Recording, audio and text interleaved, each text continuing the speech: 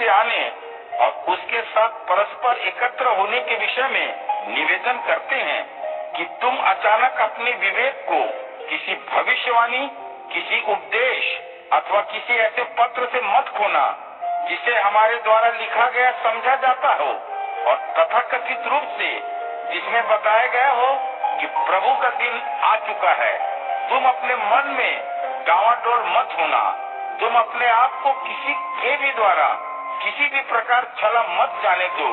मैं ऐसा इसलिए कह रहा हूँ क्योंकि वह दिन उस समय तक नहीं आएगा जब तक कि परमेश्वर से मुंह मोड़ लेने का समय नहीं आ जाता और व्यवस्थाहीनता का व्यक्ति प्रकट नहीं हो जाता।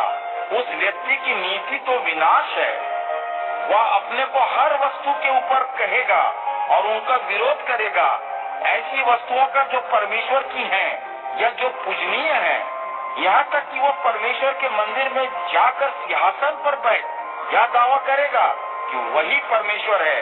क्या तुम्हें याद नहीं है कि जब मैं तुम्हारे साथ ही था तो तुम्हें यह सब बताया गया था और तुम तो अब यह जानते ही हो कि उसे क्या रोके हुए है ताकि वह उचित अवसर आने पर ही प्रकट हो।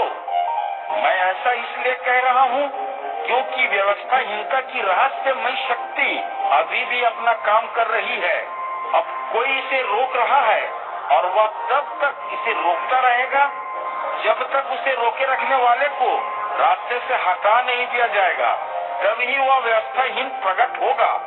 जब प्रभु यीशु अपनी महिमा में फिर प्रकट होगा, वह इसे मार डालेगा तथा अपने पुनः आगमन के अवसर पर अपनी उपस्थिति से उसे नष्ट कर देगा। उस व्यवस्थाहीन का आना शैतान की शक्ति से होगा तथा वह बहुत बड़ी शक्ति झूठे चिन्हों और आश्चर्य कर्मों तथा हर प्रकार के पापपूर्ण छल प्रपंच से भरा होगा। वह इनका उपयोग उन व्यक्तियों के विरुद्ध करेगा जो सर्वनाश के मार्ग में खोए हुए हैं। वे भटक गए हैं क्योंकि उन्होंने सत्य से प्रेम नहीं किया है, कहीं उनका उद्धार न हो जाए। इसलिए परमेश्वर उनमें एक छली शक्ति को कार्यरत कर देगा जिससे वे झूठ में विश्वास करने लगे थे। इससे उनका विश्वास जो झूठा है उस पर होगा। इससे वे सभी जिन्होंने सत्य पर विश्वास नहीं किया और झूठ में आनंद लेते रहे दंड पाएंगे। प्रभु में प्रिय भाइयों, तुम्हारे लिए हमें सदा परमेश्वर का धन्यवाद करना चाहिए क्योंकि परमेश्वर ने आत्मा के द्वारा तुम्हें पवित्र करके और सत्य में तुम्हारे विश्वास के कारण उद्धार पाने के लिए तुम्हें चुना है।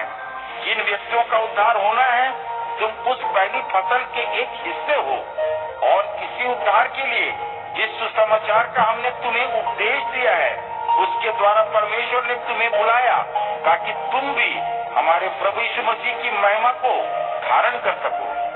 इसलिए भाइयों, अटल बने रहो तथा जो उपदेश तुम्हें मौखिक रूप से या हमारे पत्रों के द्वारा दिया गया है उसे थामे रखो।